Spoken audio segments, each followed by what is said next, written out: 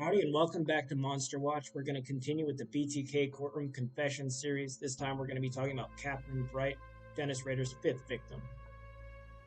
It is claimed that on or about the 4th day of April 1974 in Sedgwick County, Kansas, that you unlawfully killed Kathryn Bright maliciously, willfully, deliberately, and with premeditation by strangulation and stabbing, inflicting injuries from which she did die on April 4th, 1974. Can you tell me what occurred on that day?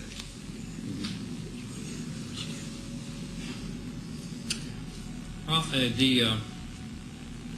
don't know how to exactly say that. I had many, what I call them projects. There were different people in the town that I followed, watched. Kathryn Bright was one of the next targets, I guess, as I would indicate. How did you select her? Just driving by one day, and I saw her go in the house with somebody else, and I thought that's a possibility. There was many places in the area, College Hill, they're all over Wichita. But anyway, it just was basically a selection process. Worked toward it. If it didn't work, I just moved on to something else. But my kind of person, stalking and strolling, you go through the trolling stage and then a stalking stage. She was in the stalking stage when this happened. All right, sir. So you identified Kathryn Bright as a potential victim. Yes, sir. What did you do here in Sedgwick County then? So we know what he means when he says my kind of person. And it's kind of creepy that he knows all the terms for what he was doing. Trolling, when you're looking for a victim, and then stalking, once you've selected a target to fixate on, like he had in the case of Kathryn Bright. Pardon? What did you do then here in Sedgwick County? On this particular day, yes. I broke into the house and waited for her to come home. How did you break into the house? So he broke in and then just lurked there, waiting for his victim to get home. In another case, he left a note complaining that his target had not come home on time and then he had to leave. How terrifying would that be, particularly when you know that someone is on the loose in the city taking lives, like Dennis Rader was? Through the back door on the east side. All right, and you waited for her to come home. Where Yes, did sir. you wait? In the house there, probably close to the bedroom. I walked through the house and kind of figured out where I'd be if they came through. All right. What happened then? She and Kevin Bright came in. I wasn't expecting him to be there. And come find out, I guess they were related. That time I approached them and told them I was wanted in California, needed some car. Basically the same thing that I told the Turtles. Kind of ease them, make them feel better. And Except for now his story has a little bit more detail. Now he's not just a convict or a prisoner on the run. He's a prisoner on the run from California. proceeded to, I think I had him tie her up first, and then I tied him up, or vice versa. I don't remember right now. Let me ask, you indicated you had some items to tie these people with. Did you bring these items, both the Oteros, into this location? The Oteros I did. I'm not really sure on the Brights. There was some, when I was working with the police, there was some controversy on that. Probably more likely I did, but if I had brought my stuff and used my stuff, Kevin would probably be dead today. I'm not bragging on that. It's just a matter of fact. It's the bonds I tied him up with that he broke them. So, All right. And maybe same way with Kathryn. It got out of hand. All right. Now you indicated that you believe you had Kevin tie Kathryn up. Tell me what happened then. Okay. I moved. After I really can't remember, Judge, whether I had her tie him up or she tied him up. But anyway, I moved. Basically, I moved her to another bedroom, and he was already secure there by the bed. I tied his feet to the bedpost, on the bedpost, so he couldn't run.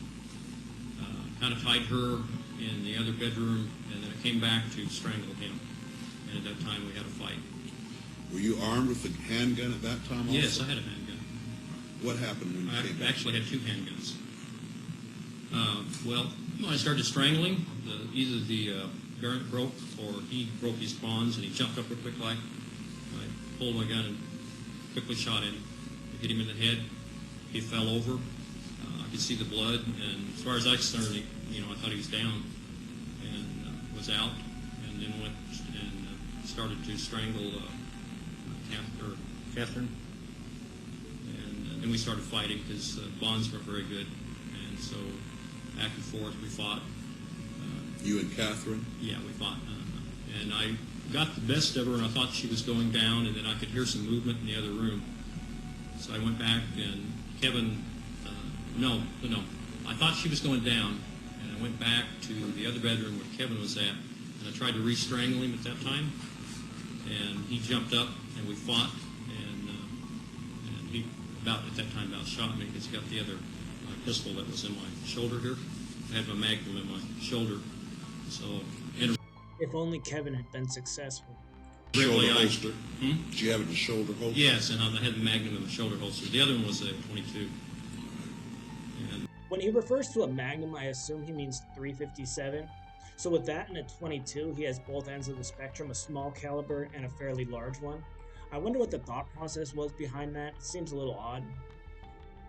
we fought at that point in time, and I thought it was going to go off. I jammed the gun, stuck my finger in there, jammed it, and I think he thought that was the only gun I had, because once I either bit his finger or hit him or something got away, and I used the .22 and shot him one more time, and I thought he was down for good that time. All right, so you shot him a second time? Yes, sir. What happened then? Went back to finish the job on Kathryn, and she was fighting, and at that point in time I'd been fighting her, and then I heard I don't know whether I was basically losing control. The strangulation wasn't working on her, and I used a knife on her. You say you used a knife on her. Yes. What did you do with the knife? I stabbed her.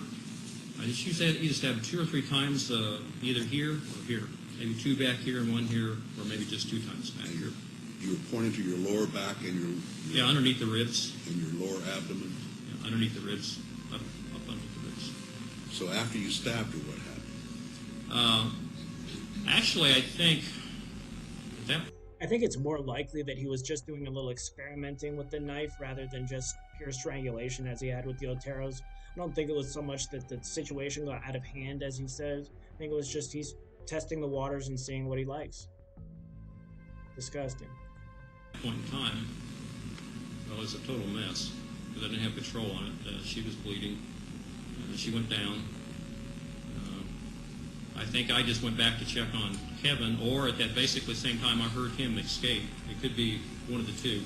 But all of a sudden the front door of the house was open and he was gone. And I tell you what I thought. I thought the police were coming at that time. I heard the door open. I thought, no, that's it. And I stepped out there, and I could see him running down the street. So I quickly cleaned up everything that I could and left. All right, now, Mr. Rader, you indicated that at the Oteros you did not have a mask on. Did you have a mask on at the Brights? No, I didn't. Of course he doesn't wear a mask to these things. He knows what he's there for. He has a plan, an outcome, and he goes in and he executes, for lack of a better word. All right, so what happened then? I already had the keys to the cars, and I thought I had the right key to the right car. I ran out to their car, and I think it was a pickup out there, and I tried it, didn't work, and at that point in time he was gone, running down the street. I thought, yeah, I'm in trouble. So I tried it, didn't work, so I just took off, went east, and then worked back toward the WSU campus where my car was parked. All right, so you had parked your car at the Wichita State University campus? Yes, the campus, How far away was the Bright's residence? Oh, I parked, was it 13th? And they were on 13th. Was it 17th? Yeah. I was just about 1 block south of 17th where the car was. There's a park there. I parked by that park. And then I walked to 13th to the Bright's residence. So I basically ran back. All right, so you were able to get to your car and get away. Yes, sir.